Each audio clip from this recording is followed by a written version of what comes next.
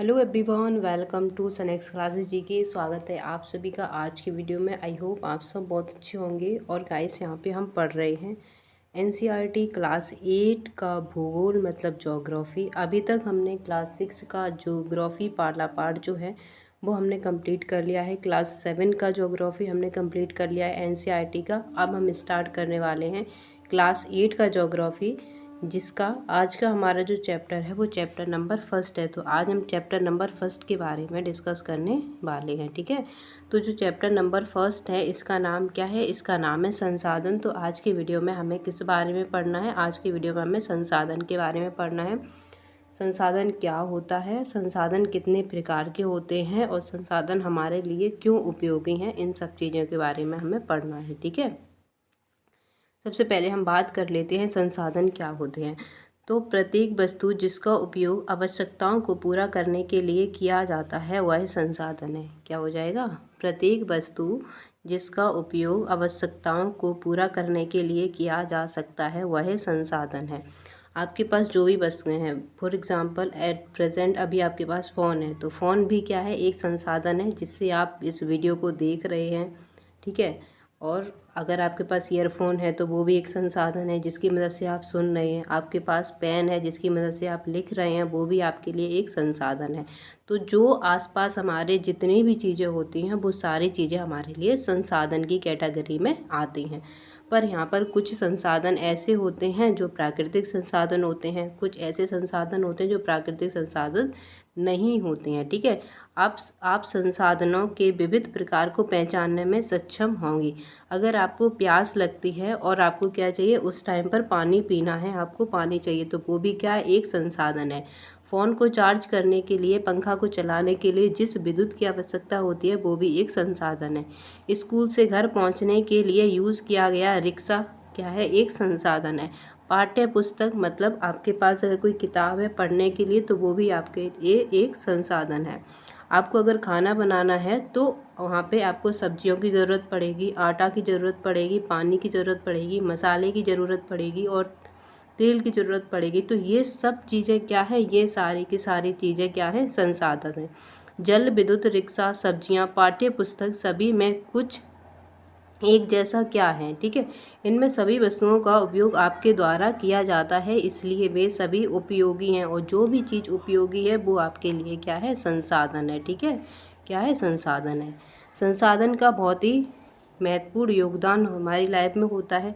कई जो भी चीज़ें आप देखते हैं सब हमारे लिए इम्पोर्टेंट हो जाती हैं, तो उसको क्या कहते हैं? सारी चीज़ें हमारे लिए मूल्यवान है। मूल का अर्थ महत्व होता है। मूल का अर्थ क्या होता है? महत्व होता है। कुछ संसाधनों का आर्थिक मूल्य होता है, मतलब कुछ संसाधन जो होते हैं उनका आर्थिक मूल्य होता है, जबकि कुछ संसाधनों का आर्थिक मूल्य नहीं होता है। उदाहरण से हम समझेंगे, धातुओं का आर्थिक मूल्य होता है लेकिन एक मनोरंजक भूदृश्य का आर्थिक मूल्य नहीं होता है। धातुओं को हम एक आर्थिक मूल्य पर बेच सकते हैं, परंतु ये दोनों ही क्या है? एक महत्वपूर्ण संसाधन है, मनुष्य की आवश्यकताओं को पूरा करते हैं। तो जो चीज़ मनुष्य की आवश्यकताओं को पूरा करती है वो हमारे लिए एक संसाधन है। मनुष्य जो है खुद में भी एक संसाधन है। क्यों? क्योंकि मनुष्य अपना दिमाग यूज़ करके उन्होंने कई सारे प्रकार की टेक्नोलॉजीज़ डेवलप की। ठीक है, लैपटॉप बनाए, कंप्यूटर बनाए, फ़ोन बनाए। ठीक है, और जो प्राकृतिक संसाधन हैं उनका यूज़ करके मनुष्य ने क्या किया? उनको और बेहतर बनाया और उनसे अलग अलग चीज़ें बनाई। ठीक है, तो यहाँ पे मनुष्य भी क्या है? एक संसाधन है। कुछ संसाधन समय के साथ आर्थिक रूप से मूल्यवान हो सकते हैं। कुछ ऐसे संसाधन हैं जो समय के साथ उनकी वैल्यू बढ़ सकती है। जैसे कि यहाँ पे दिया गया है, आपकी दादी के घरेलू नुस्खे का आज कोई वाणिज्य मूल्य नहीं है। आपको अगर कोई टेक्निक आती है उसका वाणिज्य मूल्य नहीं है। ठीक है, पर अगर हम उसको पेटेंट करवा लें, उसको क्या करवा लें? पेटेंट करवा लें, तो वो क्या होगा? वो जो टेक्निक है वो आपके पास ही रहेगी और वो आपकी ही रहेगी। उसके बाद आप उसको एक आर्थिक तरीके से उसको बेच सकते हैं। ठीक है, तो उसका क्या हो जाएगा? एक आर्थिक मूल्य हो जाएगा। ठीक है, अब संसाधन कितने प्रकार के होते हैं उस बारे में हमें देखना है। संसाधनों के प्रकार, सामान्यतः संसाधनों को प्राकृतिक, मानव निर्मित और मानव में वर्गीकृत किया गया है। ठीक है, कौन कौन से संसाधन होते हैं? प्राकृतिक होते हैं, मानव निर्मित होते हैं और मानव जो है खुद में एक संसाधन है। तो एक एक करके हम डिस्कस करेंगे। सबसे पहले आता है प्राकृतिक संसाधन। ठीक है, पहले आता है प्राकृतिक संसाधन। यहाँ पे देखते हैं जो संसाधन प्रकृति से प्राप्त होते हैं, चाहे वो कोयला हो, चाहे वो हमारे लिए वायु हो, चाहे वो हमारे लिए पानी हो, चाहे वो हमारे लिए पेट्रोल हो, जो भी चीज़ें हमें प्रकृति से प्राप्त होती हैं वो प्राकृतिक संसाधन कहलाते हैं। और ये जो प्राकृतिक संसाधन होते हैं इनमें कोई भी संशोधन किए बिना भी हम इनका यूज़ करते हैं। जैसे पानी है तो डायरेक्ट प्रकृति से पानी लेकर हम उसको पी सकते हैं, ठीक है, तो ये क्या हो गया, प्राकृतिक संसाधन हो गया। पर कुछ थोड़े बहुत ऐसे प्राकृतिक संसाधन भी होते हैं जिनमें हम कुछ संशोधन करते हैं, कुछ बदलाव करते हैं, उसके बाद हम उसको यूज़ करते हैं, तो उनको भी हम प्राकृतिक संसाधन कहेंगे, ठीक है। और अधिक संशोधन के बिना उपयोग में लाए जाते हैं तो प्राकृतिक संसाधन कहलाते हैं। जैसे वायु जिससे हम सांस लेते हैं, नदियाँ और झीलों का जल का हम यूज़ करते हैं, मृदा और खनिज सभी प्राकृतिक संसाधन हैं। इन संसाधनों में से बहुत से प्रकृति के निःशुल्क उपहार हैं। निःशुल्क उपहार हैं, जैसे एग्जाम्पल ले लें जल क्या है, प्रकृति का एक निःशुल्क उपहार है। आपको प्रकृति कोई भी पैसे पे नहीं करती है कि आपको इस तरीके से पैसे देने हैं। देखिए पानी के पैसे, अगर आप पानी खरीदते हैं तो पैसे लगेंगे, पर अगर हम नेचुरल लेवल पे सोचें, प्राकृतिक लेवल पे सोचें तो वहाँ पे क्या हो जाए, प्रकृति ने हमें एक बहुमूल्य उपहार दिया है जो है जल, ठीक है, और सीधे ही उपयोग में लाए जा सकते हैं। कुछ परिस्थितियों में प्राकृतिक संसाधन का सबसे अच्छी तरह उपयोग करने के लिए औजारों और प्रौद्योगिकी, आपको क्या चाहिए, इंस्ट्रूमेंट चाहिए और टेक्नोलॉजी चाहिए। औजार और प्रौद्योगिकी की आवश्यकता होती है प्राकृतिक संसाधनों को यूज़ करने के लिए, ठीक है।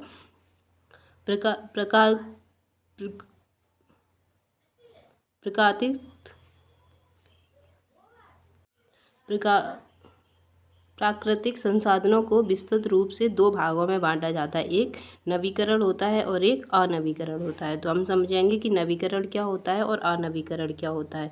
नवीकरण वे संसाधन जो शीघ्रता से नवीकरण अथवा पुनः पूरित हो जाते हैं। देखिए यहाँ पे समझिएगा, नवीकरण वो संसाधन होते हैं जो कैसे होते हैं, रिन्यूएबल होते हैं। रिन्यूअल का मतलब है जिनको हम दोबारा से यूज़ कर सकते हैं, बार बार यूज़ कर सकते हैं। जैसे कि पानी से अगर हम बिजली बनाने में यूज़ करते हैं तो उस पानी को हम कहाँ पे यूज़ कर सकते हैं, नहरों नदियों में, और सिंचाई के लिए यूज़ कर सकते हैं। जो हमारा जो पवन ऊर्जा होती है, ठीक है, उसको हम बार बार हम उसका यूज़ कर सकते हैं। तो ऐसे संसाधन जिनका हम एक बार से ज़्यादा यूज़ कर सकते हैं उसको नवीकरण संसाधन कहते हैं। इनमें से कुछ असीमित हैं जो उन मानवीय क्रियाओं का प्रभाव नहीं होता है, जैसे कि सौर और पवन ऊर्जा क्या है, नवीकरण संसाधन है। लेकिन फिर भी कुछ नवीकरण संसाधन जैसे जल, मृदा, वन का लापरवाही से किया गया उपयोग उनके भंडार को प्रभावित करता है। जो नवीकरण संसाधन है वो हमारे लिए अनलिमिटेड है, लेकिन यहाँ पर बात की गई है कि इन अनलिमिटेड संसाधनों का एक लापरवाही से अगर हम इसका उपयोग करेंगे तो इनका भंडारण पर प्रभाव पड़ता है। जैसे जल है, जल का अगर हम बहुत लापरवाही से इसका यूज़ करते हैं तो एक दिन जल भी ख़त्म हो सकता है।